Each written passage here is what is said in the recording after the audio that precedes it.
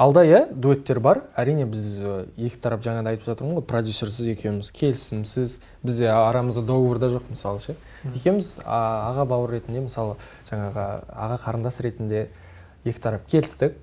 Апасымен де жақсы танысып, апасы да қолдап, ағасы да қолдап, атасы да қолдап, мысалы екі тарап екі жақтан келістік та шығармашылық тандем жасайық.